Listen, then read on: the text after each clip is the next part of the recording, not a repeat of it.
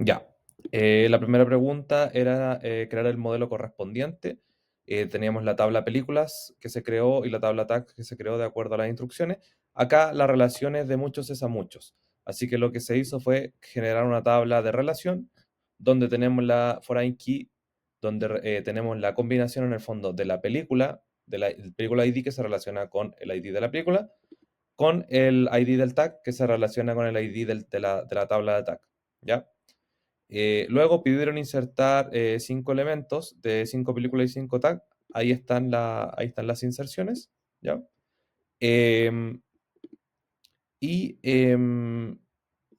se pedía también que la primera película debe tener los 3 tags asociados y la segunda película debe tener 2 tags asociados. Y ahí tenemos la inserción de la tabla de relación, donde el primer parámetro es la película y el segundo el tag. Luego, Eh, bueno, aquí yo tengo esto porque como yo lo había creado, para no crearlos de nuevo, ¿cierto? Pero ahí estoy mostrando la creación de las 3 películas. Y esa es o sea, perdón, de las 3 tablas, donde esa es la tabla de relaciones.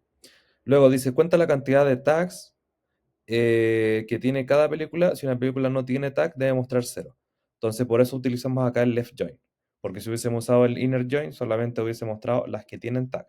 Entonces, si revisamos la query, vemos que ahí está cada una de las películas con la cantidad de tags y, por ejemplo, esas 3 no tienen tag, se selecciona como cero. ¿Ya? Luego pasamos a una segunda parte donde habla de otras tablas y acá tenemos que teníamos la tabla pregunta, la tabla usuarios. Yo ahí le puse -1 porque ya tenía una tabla usuario creada en esta base de datos y además nos da la indicación de crear una tabla de respuestas, ¿ya? Em, donde acá lo importante, por ejemplo, en esta tabla es, claro, por un lado, la relación que existe entre usuarios y preguntas con la foreign key, ¿cierto? Que están ahí. Y también el campo respuesta, no, no, perdón, no, en el campo preguntas, acá también es importante para el ejercicio, el campo respuesta correcta, ya que ¿cómo vamos a identificar que una respuesta es correcta? Porque ese campo tiene que ser exactamente igual a la respuesta de la tabla respuesta. Entonces acá agregamos, como se pidió en la prueba, hicimos los insert, aquí están los insert de los usuarios, de las preguntas, eh, ¿ya? Acá también podemos ver las tablas del usuario, preguntas. Ahí dice email null porque eso en el fondo es un alter que se hizo después, pero yo aquí ya estoy solamente mostrando las tablas. Eh, Luego dice, la primera pregunta debe estar respondida correctamente 2 veces por 2 usuarios diferentes. Entonces acá hacemos un insert a la tabla de respuestas donde el primer parámetro es la respuesta, que esta respuesta copiamos la misma del campo de respuesta correcta de la tabla pregunta para que fueran igual y fuera correcta. El segundo parámetro indica el usuario porque dice que son 2 usuarios distintos y estamos respondiendo la misma pregunta, la pregunta 1, que sería el parámetro 1, por eso se pasa el mismo parámetro en ambos datos. Después dice, la segunda pregunta debe estar contestada correctamente solo por un usuario. Entonces, hicimos lo mismo, colocamos la misma respuesta que está en el campo de pregunta para que fuera idéntico. La pregunta es, perdón, el usuario que respondió es el usuario 3 y estamos respondiendo la segunda pregunta, la pregunta con ID 2. Después dice, las otras 2 preguntas deben tener respuesta incorrecta. Entonces aquí colocamos un string de error en los 3, que no coincidiera con el campo de pregunta. Aquí estamos seleccionando los usuarios, usuario 4 y 5. Yo hice que el usuario 5 respondiera 2 veces. ¿Por qué? Porque eran 3 preguntas las que faltaban. Aquí dice 2 preguntas, pero en realidad eran 3 preguntas. La pregunta 3, la pregunta 4 y la pregunta 5. ¿Ya? Perdón. Esto no es parte de la pregunta, pero este select nos muestra como el orden donde están todas las respuestas, erróneas o correctas, relacionadas a la pregunta que estaban respondiendo y relacionado también al usuario que lo respondió. Y ahí vemos que, por ejemplo, Lucía Fernández respondió 2 veces, la pregunta 4 y la pregunta 5, y las 2 erróneas. ¿Ya? Luego tenemos la cantidad de respuestas correctas totales por usuario independiente de la pregunta. Acá lo importante era utilizar los left join porque Ya, acá seguimos respondiendo. Ya, esta consulta no es parte de lo que se pedía, pero yo prefiero ejecutarla para que se muestre que ahí están las 6 respuestas asociadas a las preguntas y quién respondió cada una de esas preguntas. Yo había dicho que, por ejemplo, el usuario Lucía Fernández, que es el ID 5, había respondido tanto la pregunta 4 como la pregunta 5, ambas erróneas. Entonces es más que nada para graficarlo. ¿Ya? Luego dice, cuenta la cantidad de respuestas correctas totales por usuario, independiente de la pregunta.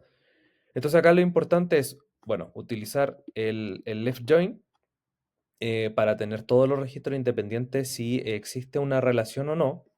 Y acá también era importante que, como dije anteriormente, que el campo respuesta correcta de la tabla preguntas debe ser igual al campo respuesta de la tabla respuestas. Eso es lo que indica que la respuesta era correcta, ¿ya? Entonces, si ejecutamos esta query, podemos ver que están los usuarios y las respuestas, ¿ya? Sabemos que, por ejemplo, José Ramírez, que era el ID 4, y Lucía, que era el ID 5, respondieron las preguntas 3, 4 y 5 y todas eran erróneas. Así que por eso tienen ahí un 0.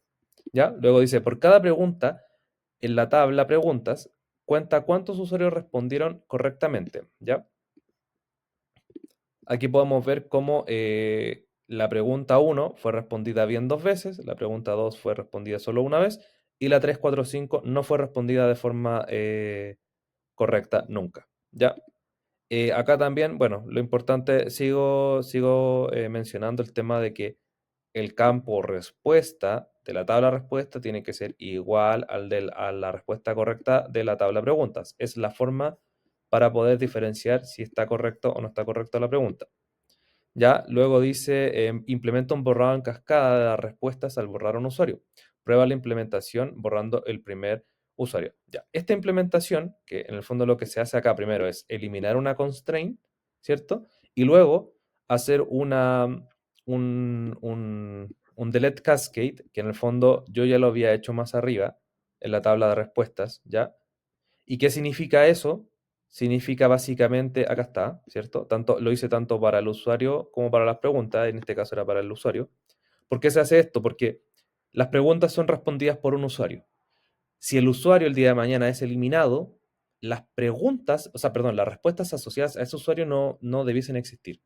Por eso existe el borrado de cascada. Se había hecho en la creación de la tabla, pero también lo muestro acá en el caso de que se altere la tabla actualmente, ¿ya? Luego dice, crea una restricción que impide insertar usuarios menores de 18 años en la base de datos. ¿Ya? Esto yo ya lo había ejecutado, lo voy a ejecutar de nuevo, va a decir dice que la relación ya existe.